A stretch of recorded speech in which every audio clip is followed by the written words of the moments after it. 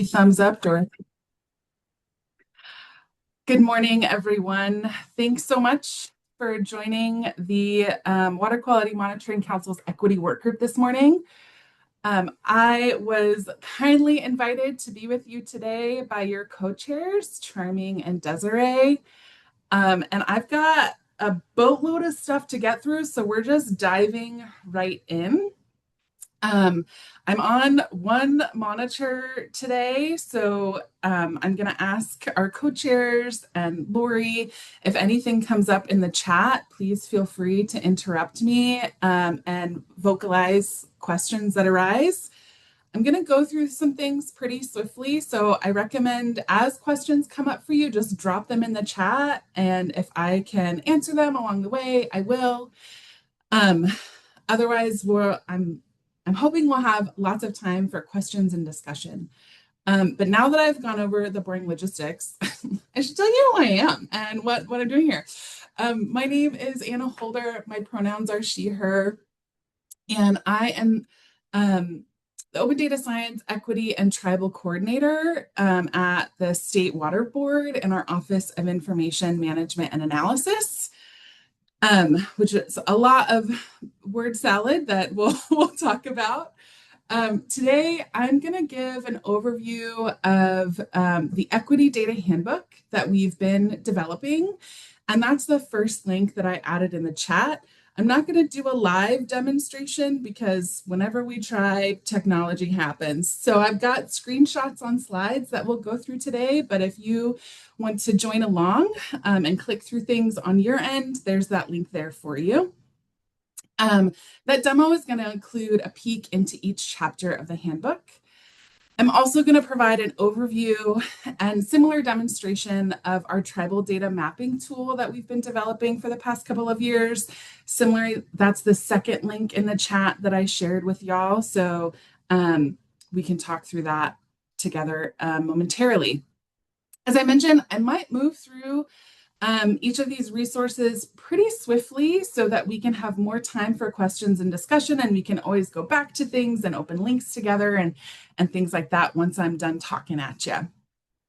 As I mentioned, feel free to drop questions into the chat, and Lori, Desiree, and Charming will vocalize them. And then during questions and discussion, if you want to raise your Zoom hand, we'll be able to facilitate Q&A then. After I'm done presenting, I'll share a link to the slides that I'm showing with you today. I'm actually going to show you where you can find them online already. And I think we're ready to dive in.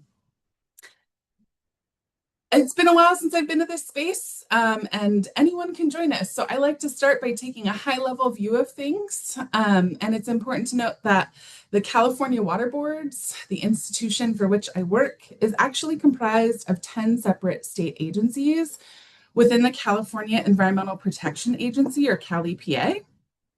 I work for the State Water Board, which is represented by that teeny tiny black star over Sacramento in the blue area. But I work closely with folks in all 9 regional water boards, and each of those regional boards are shown in different colors on the map. And the water boards as a whole, all 10 agencies have duties that cover water quality, water rights, and drinking water, among many other topics. At the State Water Board, I work in the Office of Information Management and Analysis, or OIMA, as we call ourselves. OIMA is a non-regulatory office and has a few different broad categories in our scope. We generate and manage our own data through our statewide surface water ambient monitoring programs. We support the rest of the organization with making all of our data and information open and accessible to the public. We have a number of tribal and community engagement efforts that have a nexus with water and data topics. The tribal data mapping tool is one of them that we'll talk about later. And because of the nature of this work and the culture in our office, we are always looking for and developing new partnerships and relationships with many in the water data community. And no matter what project we're a part of or working on, we're continuously thinking of ways to use data to advance equity outcomes, and to operationalize equity, inclusion, and justice in how we work. Before we go any further, I like to pause here and note that over the past 6 years, as OEMA and our partners have been developing the resources that I'm going to be showing you today and working diligently to support the rest of the water boards with operationalizing open science and equity, we often receive requests for easier, faster, less resource intensive, or less nuanced ways to do this work. And, it makes sense that we receive these types of requests. Working in a large bureaucratic system can be difficult. Many folks at the water boards are used to managing lots of coordination and process and procedures that can be tedious and time consuming. And it's refreshing when we can achieve our desired outcomes, particularly when it comes to equity and justice. If we can avoid all of that, we can and should use open science principles and tools to increase the efficiency, transparency, and accessibility of many aspects of our work. However, as this work group knows all too well, there is no shortcut, no easy button, no quick checklist for operationalizing equity. The inequities and injustices that we're trying to dismantle are complex, systemic, interconnected, and consequence of centuries of unjust and oppressive decisions that many of us have inherited. Unfortunately, for many at the water boards, this work, equity work, is done in addition to our core duties. Our hope in OEMA is to help our organization shift our collective mindsets and workloads so that this work is no longer considered separate from or in addition to our daily work, but an integral and essential aspect of our work as public servants. And it has been my experience that this work travels at the speed of trust, the trust that we have with our teams, our partners, and the public. And it requires lots of time, more than we ever want, but time to build relationships and trust, to reassess and revise how we work, and to develop and implement the tasks and projects themselves. It requires resources, human, technical, financial. We need all of it to succeed. And it requires iteration. We're probably not going to get everything right on the first attempt. And the resources that I'm going to be talking about today are examples of that. What's important is to do our best with what we have, learn, adapt, try again, iterate until we get things right. The projects and resources I'll discuss next have been developed in direct response to our colleagues at the water boards who fiercely want to do this work. They're committed, they want to do it right, and also right now, yesterday even, last year. And we hope that by rolling out these resources and speaking more publicly about them here, our community of equity and data practitioners and partners at the water boards and beyond will continue to grow. All right, diving into that first resource, that first link in the chat, the Equity Data Handbook is a living resource with curated best practices and guidance that's meant to support water board staff and our partners with incorporating racial equity concepts, principles, and practices into their data-related work. A one-size-fits-all approach to operationalizing equity doesn't work and actually isn't equitable by definition. But to be clear, this handbook wasn't designed to be a top-down directive or requirement for staff to implement every single piece of this handbook into their work. Rather, it's meant to serve as a reference, a guide with steps, frameworks, and questions to consider as we do our data-intensive work, as well as a compilation of curated and human-approved resources that staff can reuse and remix to lower the barriers and reduce the time it takes for them to integrate and operationalize equity into their workflows. As you can see through that detailed table of contents on the bottom right of this slide, there's a lot within the handbook, and we'll use some time today to introduce you to what's in each chapter. If your eyes are like mine and that text is just too small, don't worry. The first page of the handbook has this same table with larger text and clickable links. I would argue that the earliest versions of this handbook that we have today started being developed in 2020. At that time, As we all may remember, we were facing, observing, and experiencing a racial reckoning in our country that, for many, not for all, was different from anything we'd seen prior, particularly in the media at that time. Staff throughout our organization were eager to use data and tools to help them understand and assess equity and justice in their work. And OEMA did our best to support those requests, but admittedly was a bit of a scramble to do so. We were reacting to needs as they came to us as best as we could with the limited resources we had at that time. By early 2024, we were able to assemble an equity team within the office and dedicate time and resources to developing guidance as assigned to us by the State Water Board's Racial Equity Action Plan, and I think more importantly, based on what we had observed and learned by responding to staff requests the 3 years prior. We put an early guidance document together, focused mostly on data collection and analysis. That's what folks were asking us about at that time. And we solicited our first round of internal review and feedback from our Environmental Justice Roundtable's Racial Equity Data Subcommittee. These are our equity and data practitioners, or many of them at the Water Board. Starting in mid-2024, we had the bandwidth and capacity to expand that brief guidance and the resources we were curating to include all phases of the data lifecycle. If that's a new term, don't stress. There's a figure that illustrates what the data lifecycle is in a few slides, but the key take home here is we were thinking beyond data collection and analysis. This took the document from something that was about 20 pages if you printed it out to over 130 pages if you printed it. This is a resource on the internet. Please don't print it, save a tree. That's a lot of material. And we've heard from many that digesting everything all at once can be really overwhelming. That's because it is, and I'll come back to that bit of feedback in a moment. Regardless, we feel strongly that the breadth and depth of the handbook as it is now, and as we expect it to grow moving forward, is essential and will help support our organization well into the future. We have guidance ready to go.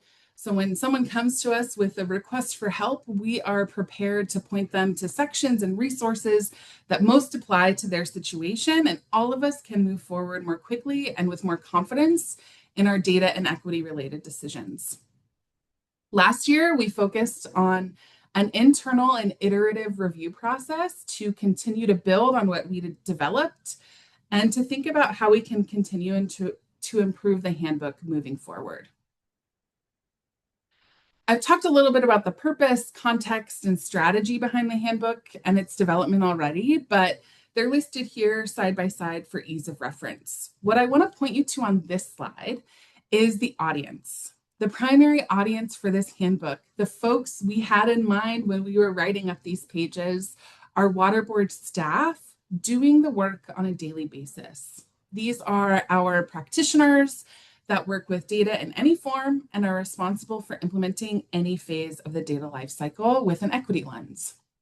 Now, this doesn't necessarily mean these folks are or would even consider themselves to be data or equity experts. And because of that, we've tried to use plain language throughout the handbook so anyone at the water boards and beyond, regardless of where they are on their data or equity journeys, can use the handbook to support their work. Now, because there is so much material in the handbook, I actually don't recommend folks read it cover to cover before implementing the recommendations within. If you want to do that, that's your jam. You're looking for some not so light nighttime reading. Don't let me stop you. But for many, that approach is beyond their interest, bandwidth, time, and capacity. So instead, I recommend our staff choose a choose your own adventure approach. This could mean only reviewing chapters relevant to where folks are in the data lifecycle as they need to. So if I'm using data collected by someone else, another agency or institution or whatever, maybe I can skip the data collection chapter and jump straight into the data preparation and analysis chapters for guidance that I need in that moment. Or maybe I just want guidance on resources related to colors to use in a visualization that I'm developing. In that case, I would use the search bar on the left side of the handbook, type in color, and then jump to the sections that pop up in the results that most align with what I'm looking for. From incremental changes that build the momentum of operationalizing equity in our work over time to completely overhauling how we work in each phase of the data lifecycle in one swift change. The take-home message here and what we've been recommending to folks throughout the water boards is we recommend folks take whatever path works for them and their teams doing the work given the resources and capacity they have at that time. So we fully expect how people use the handbook will evolve over time. Before I talk about what's in the handbook, I want to just orient folks on how to navigate it. As I mentioned, there's a link to this resource. It's publicly facing and available now. So starting on the top left, there are a few buttons that can take you to OEMA's webpage or the handbook's GitHub repository. If you're into that sort of thing, if you have no idea what that means, you're not missing much, don't worry about it. There's also a cool button that can toggle your view from light mode, which is what you'll see on the slides today, to dark mode, which my eyeballs prefer when I'm looking at the handbook for long periods. Below those buttons is the outline of chapters that are included in the handbook, all of which will link out to specific pages. And then across the bottom of each page, there are links to the immediate previous and next pages in the handbook. And in the top right of each page, there will be an outline with hyperlinks to sections on the page you're looking at. And that'll make more sense as we go through. I mentioned using the search bar. So some things to note there are the search is not case sensitive and it can include incomplete words. So typing in TRIB will bring up results for tribes, tribal, and contributing, for example. And when the results come up, you can scroll through them and click on the one that is closest to what you're looking for, and it's going to take you to that page. It won't take you to the reference on that page. But as I said, this is on the internet, so you can just use your preferred browser search function. Control F is my way to go. Type in that same word, and then the browser can jump you to those references on that page. I'm not a fan of scrolling, so I avoid it at all costs. I mentioned the handbook outline and the page outline. These will always be in the same location. The handbook outline will be in that gray bar on the left side of the page, and the page outline will be in the top right corner. If you notice little arrows on the right side of the handbook outline, that means there's more than one page in that chapter. And you can click to expand the section to view its subpages. For the page outline, that's going to actually automatically expand as you scroll through the page. In both cases, the page you're on or the section you're in will be in blue text, regardless of if you're in light or dark mode. And in this case, we are on the data collection page and in the demographics data heading of the common data sources section. The handbook can be categorized into 4 buckets. The first 3 chapters provide grounding, context for the handbook, and a quick guidance for folks who are unsure of where to start. The bulk of the handbook includes chapters for each phase of the data lifecycle. And this is the long-awaited graphic that I was talking about before on the right side of the slide. And each chapter provides guidance, best practices, and resources to help staff complete that phase of the data lifecycle with an equity lens. The use cases chapter provides examples of how the water boards have worked to operationalize equity into their data intensive work. And the last 2 chapters have bonus material in the form of an appendix and resource pages. And so now we're going to dive into each chapter. The Getting Started chapter provides advice on where to start that we recommend folks at the water boards take if they're just beginning to think about how to operationalize equity into their data related work. Whether they're at the beginning of their project, they're just starting, or maybe they're somewhere in the middle, but want to reflect and do more to operationalize equity where they are then. If all they do is complete these items, it'll be a great first step into operationalizing equity into our work.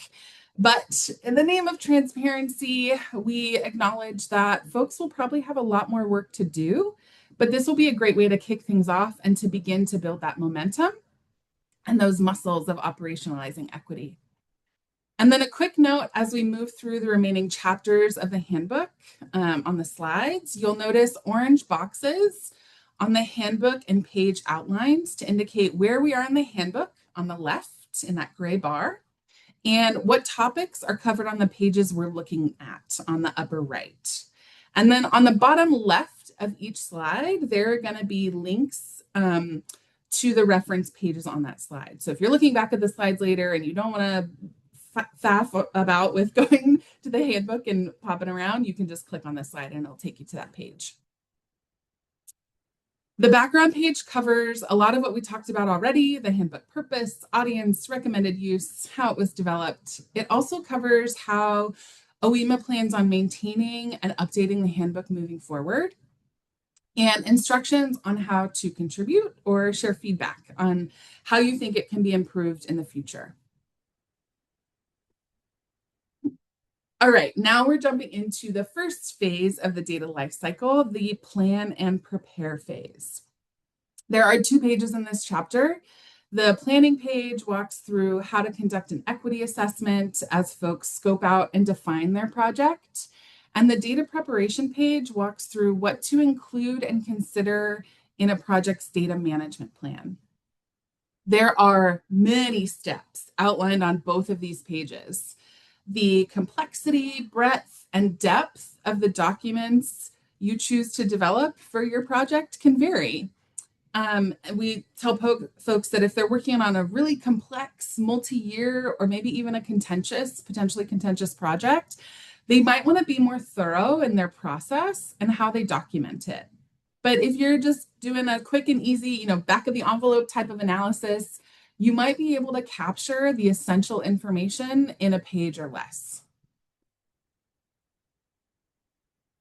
The data collection page highlights common data limitations folks should be aware of as they're thinking about the data that they're using, common data sources people use to complete their data projects, and some guidance on how to conduct our own surveys with an equity lens. This is actually the page that I was thinking of when I was reading the notes from a previous equity workgroup meeting. I saw in there that folks were interested in Cal and virus screen. I thought, hey, we have links to that in our handbook. So that's why I'm here. Anyway, there is a well-known joke in the data science field. Prepare to just laugh with me here. Okay, this is a lame joke, but I gotta do it. So are we ready? Okay.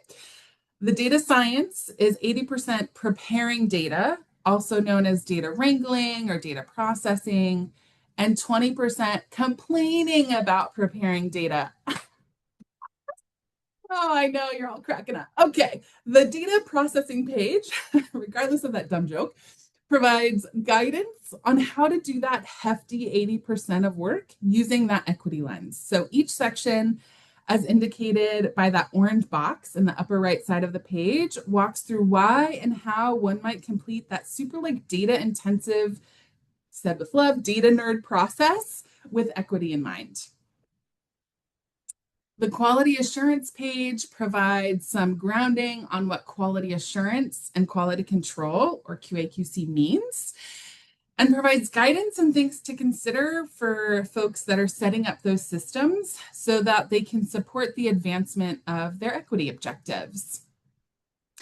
Right now, the data analysis page is pretty high level and focused on equity considerations and principles.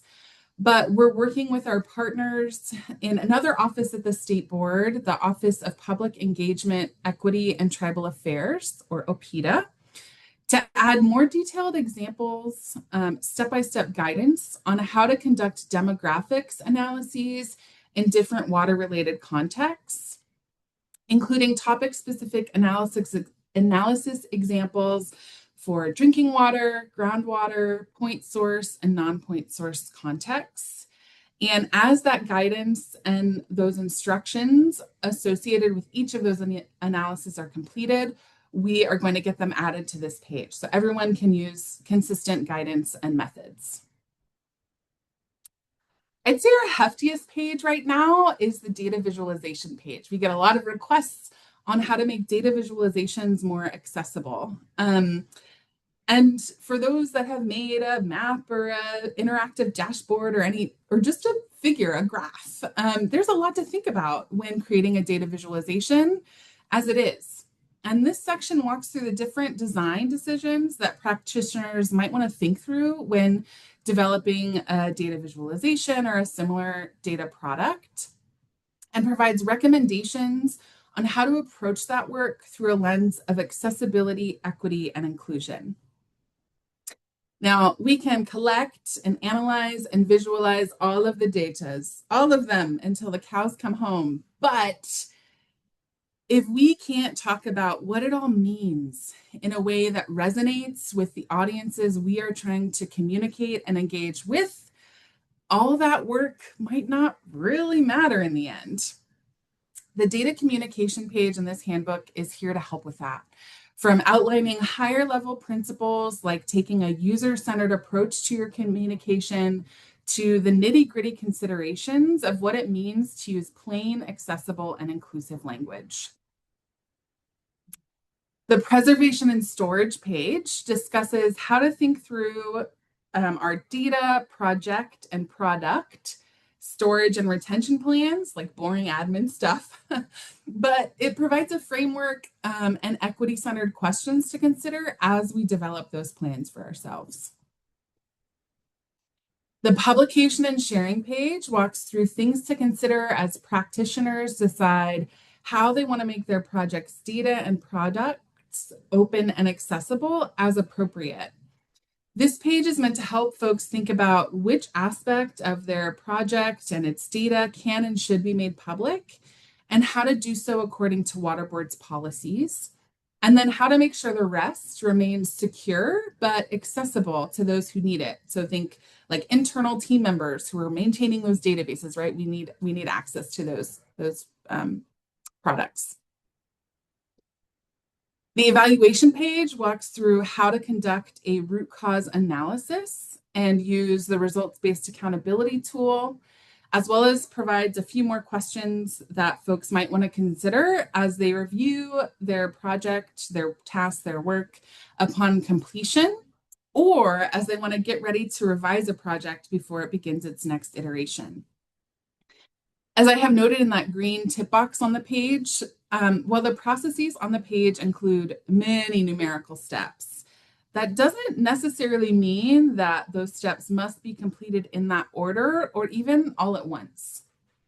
Moreover, we tell folks that they don't need to wait until the project is complete to benefit from using these tools. So we remind folks that it might be helpful to use some or all of them during the very beginning, your planning and preparation phase, and then to revisit and iterate some or all of the components at multiple points during your project or process. There are many reasons to invest time into documentation to help increase a project's reproducibility, transparency, and accessibility. It can make it easier to collaborate with others, both internally and externally. It can help us save time in the long run if we're onboarding new team members or offboarding folks as they transition to different aspects of their work. Or if you're like me and your memory is trash and you need to write stuff down so that the next time you pick up a project in 20 minutes or 2 hours or 2 years, it doesn't take a painful amount of time to remember where you left off and the progress that you want to make next.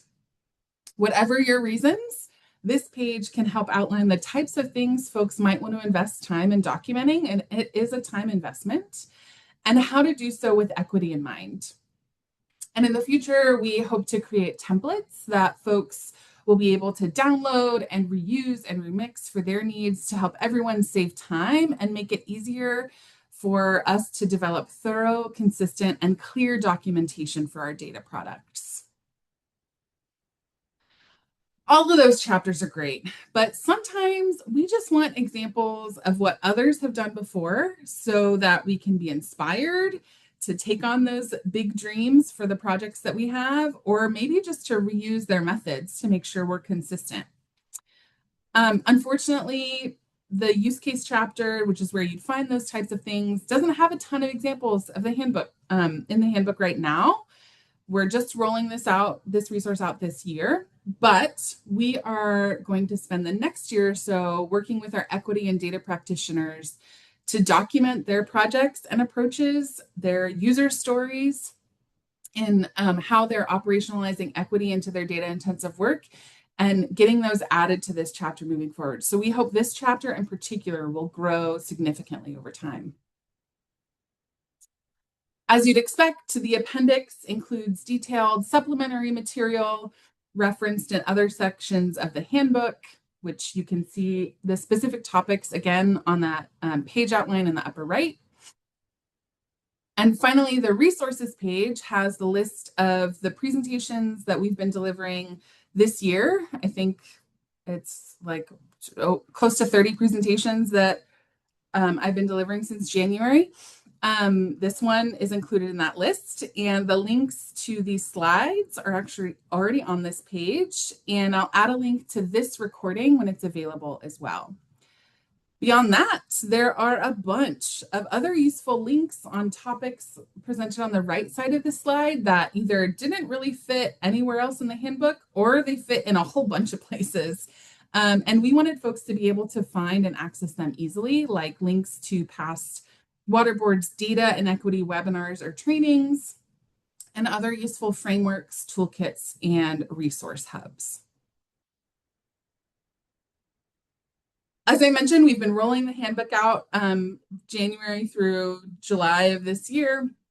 We're wrapping that up now with this presentation. We're currently assessing the capacity of the equity team in our office and deciding, how much of our resources and time and capacity we have to continue to iterate on the handbook so that it continues to evolve and support the needs of the Water Board. As we've been telling folks, it's ready to use now. There's a lot of great stuff that we've curated for our practitioners, but we also have a really long wish list of things that we want to, resources we want to add, topics we want to dive into more, analysis examples that we want to illustrate for folks, again, to build out this resource over time. And in particular, we'd like to work with our equity and data practitioners throughout the water boards to document and share more use cases and user stories of how folks are using the handbook and its resources to support their data intensive work. Okay, so that's all I'm going to cover for the handbook. In the sake of time, I'm going to transition to the next resource that we're going to talk about, our tribal data mapping tool. But during the questions, we'll go back and forth. Our tribal data mapping tool started as a conversation I was having with a tribal partner back in 2021 when I was doing some initial engagement as a new tribal coordinator and really wanting to get a sense of how our office could better support tribes. Thinking about, if data support is needed, resources, whatever, just kind of brainstorming together. And our tribal partner held up a PDF of the map that showed on the slide and said, this is great. It has, tribal lands as indicated by the Federal Bureau of Indian Affairs, but it's static. It's out of date. We want something more interactive. We want to add other data sets to it that are of import to tribes and their environmental work. Can you help us build this? And we said, sure. And that's how the tribal data mapping tool was born. The objective was to try and, based on tribal recommendations, curate resources and data that tribes want easy access to that are already publicly available, right? We've got water boards data, we've got stuff from other environmental agencies, mining information, CalEnviroScreen, but put it all into one place for an easy reference. So tribes don't necessarily need to hire a contractor, for example, to access the data and information. It lowers the barrier to access that information. and to get a sense of water quality in the areas that they care about at a much lower technical burden and cost. I'd like to note here that Sarah Ryan, the environmental director of the Big Valley Band of Pomo Indians, is our tribal partner that initiated this conversation, and she has been guiding us since the beginning of this project. She's been a great partner, and we would not be this far without her. We also get feedback from the US EPA Region 9 Regional Tribal Operations Committee and specifically the California Issues Workgroup. We present about the map every year or so in tribal meeting spaces, the Tribal Strategic Planning Caucus, and get feedback that guides our work for the tribes. I say our work, but I am not the person doing the work. The work done to build this map, create it, and keep it moving is actually done by fellows, student interns that we have in our office. Their names are listed on the slide. More recently, the California Water Quality Monitoring Council scientific aides have joined the project team. And the progress on this map would not be possible without them. And it's a great intersection of folks early in their career to engage with tribal partners, work on their presentation skills, and build their data chops as they pursue their academic and professional careers.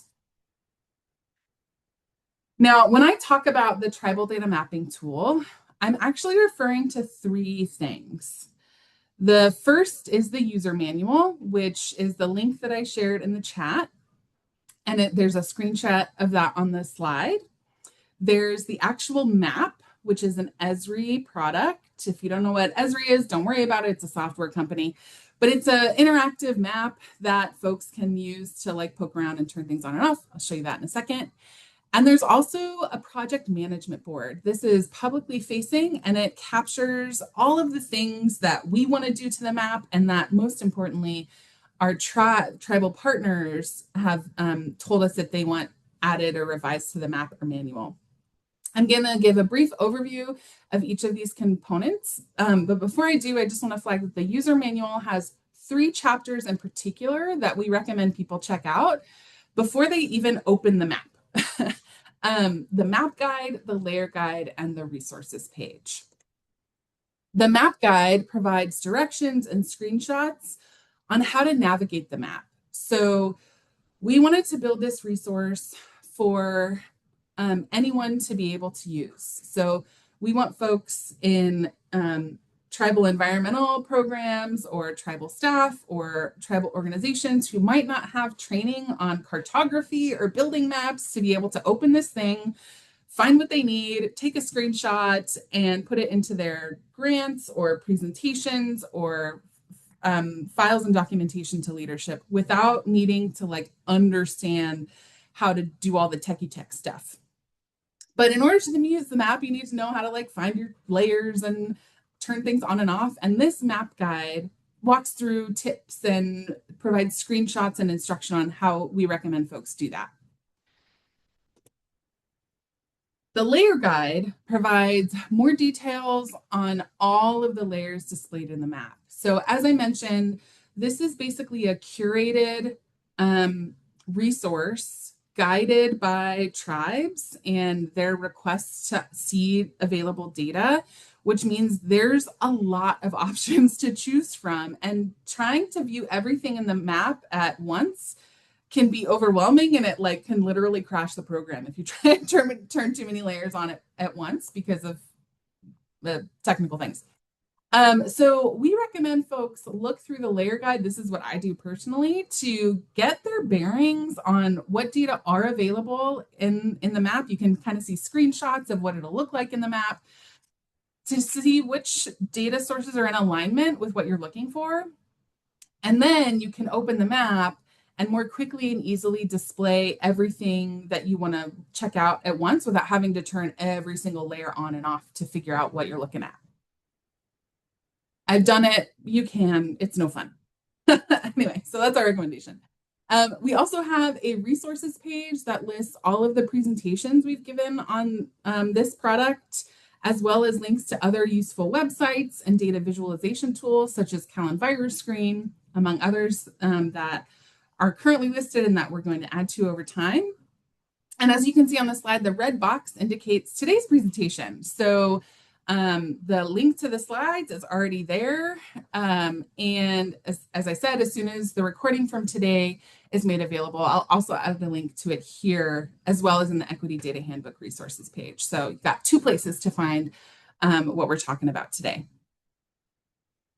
This is a screenshot of the map itself. There are a couple of tribal land layers that are turned on by default, as they're shown on the slide. On the right, you can see on the left, JK, I'm dyslexic. You can see a list of layer categories that correspond with the sections of the user manual's layer guide. So I'll also just note that if you're trying to open the map now, and this happens relatively frequently, we're working with our IT department on it. Sometimes it asks for a login, or like it gives a 404 error message, or it says it's down.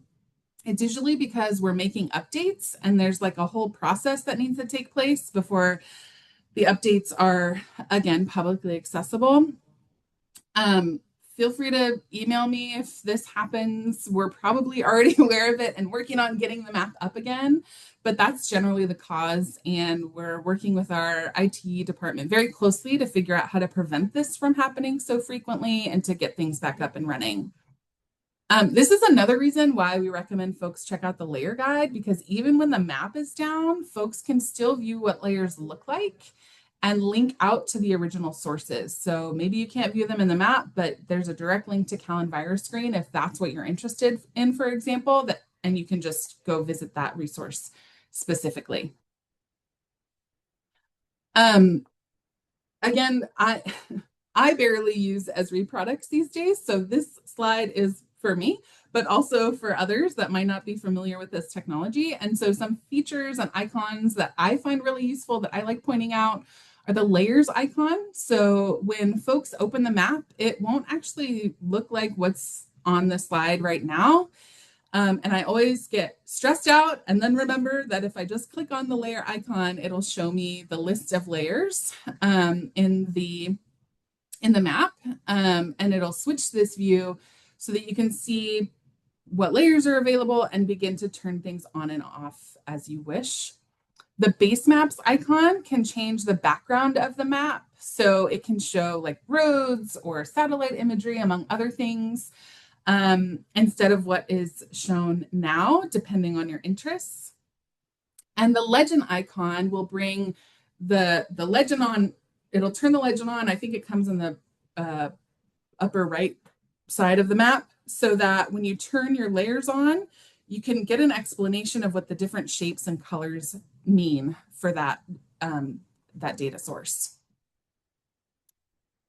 As you click on a layer, you'll be able to see more details about its properties, including how to adjust the transparency of that layer. So increasing or decreasing the transparency can be helpful, particularly if you want to turn on multiple layers at a time. And so you can kind of get a sense, more cohesive sense of pollution or other indicators in your area of interest.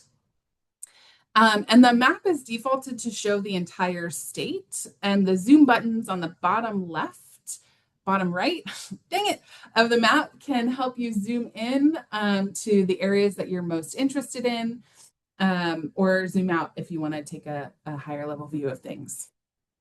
I know we're running short on time. I'm almost done, I promise.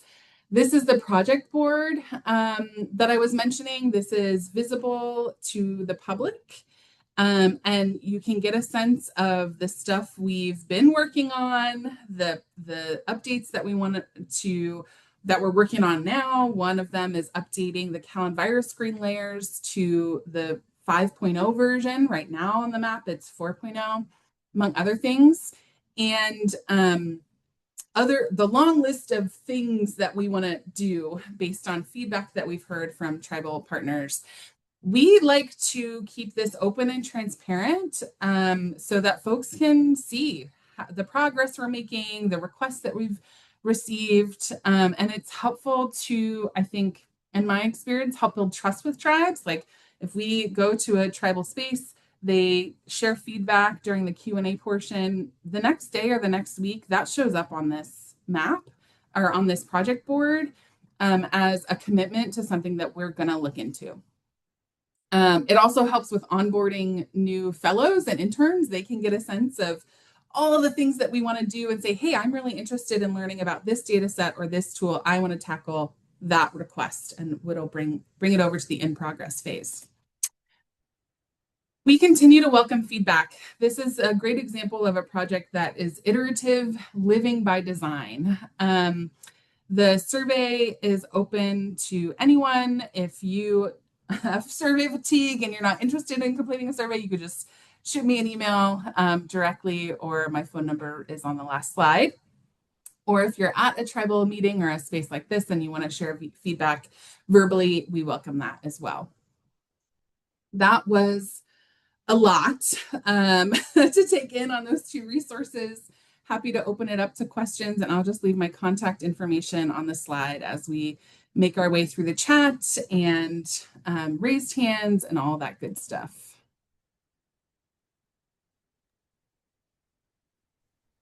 Hey, Anna, while people are sort of forming their questions, there was some back and forth in the chat where people are having difficulty copying and pasting the links.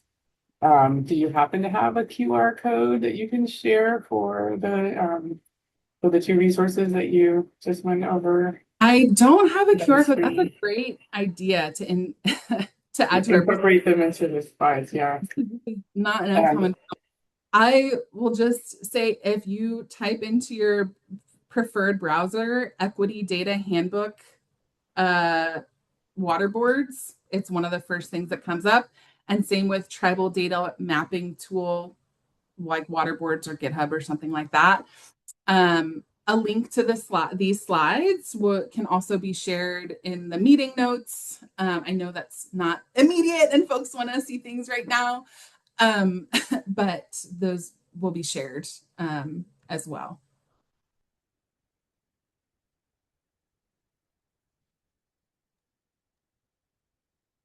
There is a question in the chat, Anna. Do you have an example of how tribes have used or applied the tribal data mapping tools so far that you could share?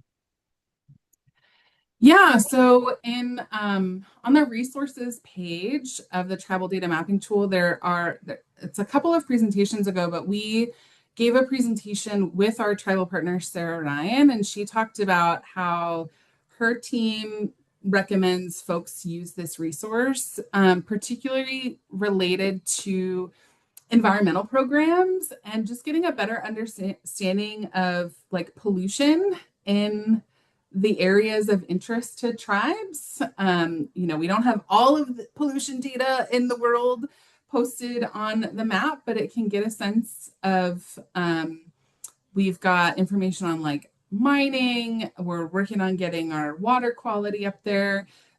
So just being able to see the different data sets and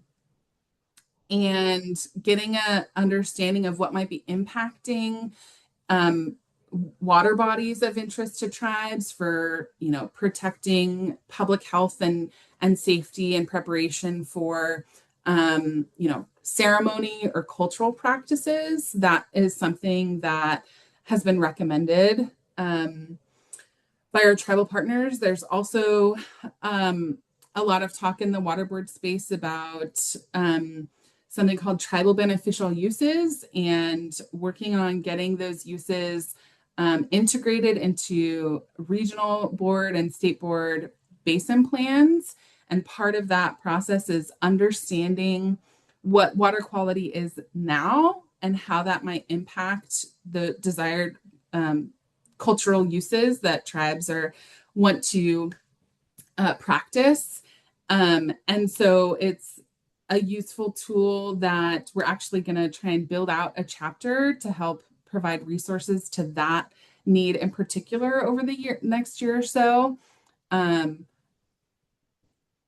in a hope to make it easier for tribes to access the data that they need so they can communicate and advocate for themselves with like state data behind them, if that makes sense. So they don't have to pay people to look for it or put it together. They can just like turn on some layers and say, this is your data. And your data tells us this about water quality or whatever.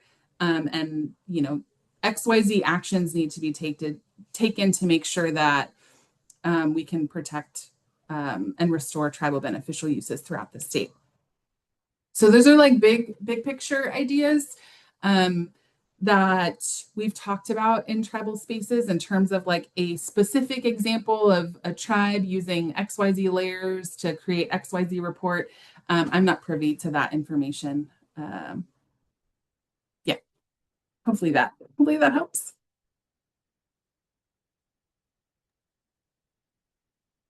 Any other questions? You can raise your hand, or you can put it in the chat. And a reminder, this recording does go online, so you will have access to that as well. We have a question from Tina. Hi, Tina. Welcome. How many tribally led organizations are included in the tribal partners statement? I don't have a specific number for that. And here's why. So we regularly meet with Sarah Ryan of the Big Valley Band of Pomo Indians. She's kind of been our consistent partner over time, and she helps connect us with other tribal meetings and groups to present this information. When folks share feedback with us, I consider them a partner. Sometimes in like a place like this, where vocal or information in the chat is shared, folks don't necessarily want to identify themselves. And we don't ask them to, either in that space or in the survey. And so we don't keep track in particular of how many individuals have given us feedback or their affiliations, although some folks are regular contributors because we're in the same spaces together, and they come over time. So I actually don't know the answer to that in terms of a specific number. And, there are a couple of like repeat partners that we, handful, maybe a dozen repeat partners that we hear from regularly. But I know that we have received feedback from many more than that, just from like anecdotal evidence of different faces and voices that I've heard over time.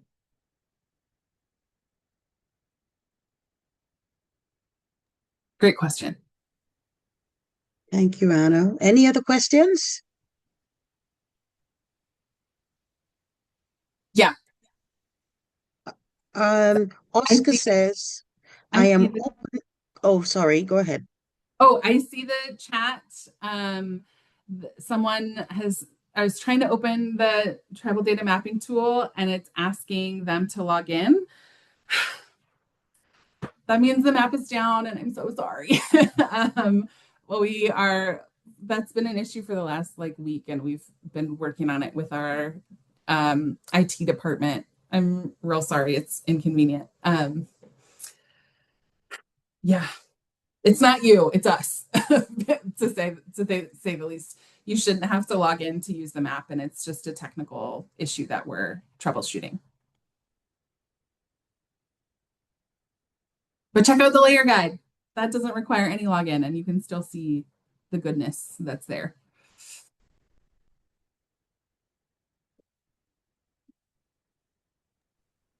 I had a quick question. Yeah, a great presentation, and just love to see how the things have evolved in the past year. So great work. Is the Equity Data Handbook? It's available to the public, correct? I mean, it's a resource that's available to anybody who would benefit from it. Yeah, it was for water board staff. Like that's as I mentioned, the audience, the people that we were thinking of, but it's on the internet.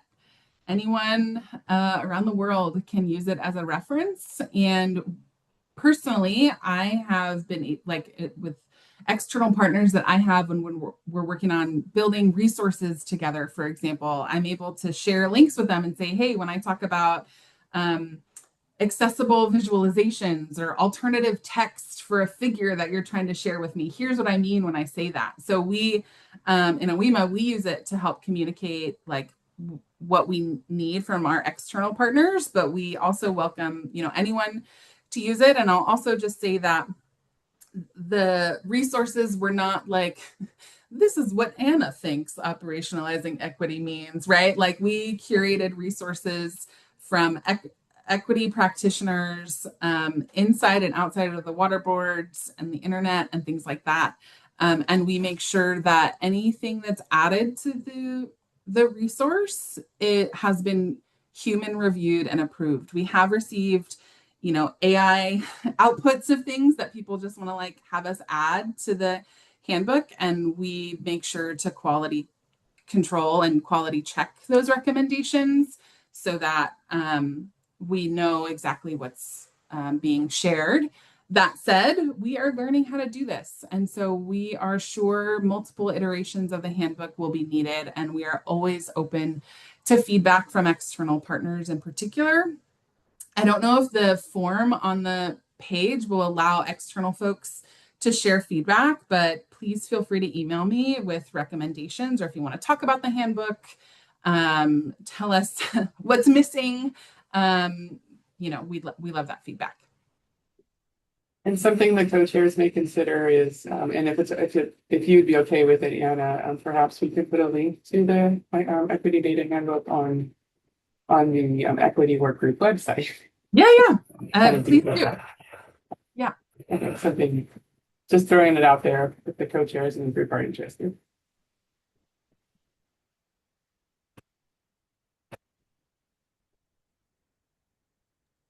Absolutely. And there are lots of thank yous, Anna, in the chat. Everyone enjoyed the presentation. Good. Yeah. Thanks for those kind words, and thanks for hanging in on a tech heavy chat, talking to you for so long. I really appreciate it. Absolutely. Desiree, as co-chair, was there anything you wanted to add? There is not. Thank you so much, Anna, for your presentation and your good work. I'm looking forward to using the mapping tool myself. Yeah, no, it's really helpful when it works, but we're working on it, I promise. Thank you. Thank you, everyone. Thanks, Yes, folks. thank you. Thank you everyone for joining us today. We had a great turnout, and so we hope we'll see you the next time. Thanks everybody. Bye. Bye. Bye.